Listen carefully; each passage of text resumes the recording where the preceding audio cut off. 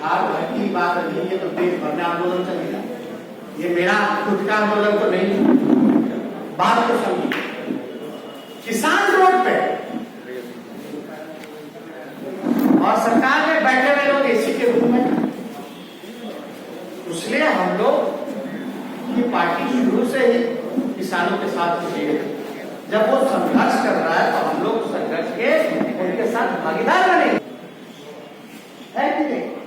हम तो बात बिहार की करेंगे, देश की करेंगे, किसान की करेंगे, मजदूर की करेंगे, बेरोजगारों की करेंगे, नौकरी दिलाने की करेंगे। ये करेंगे। इसी के प्रोपेगेंडा में हम लोग फंसेंगे नहीं ना। लोगों का कोशिश है ना कि असल मुद्दों से ध्यान भटकाओ। इस मुहिम में बहुत लोग जो है शामिल है। असल मुद्दों से ध्यान भटकाने में बहुत लोग जो है शामिल हैं। यादव के रूप में इसके लिए मिलकर महागठबंधन को मजबूत करें।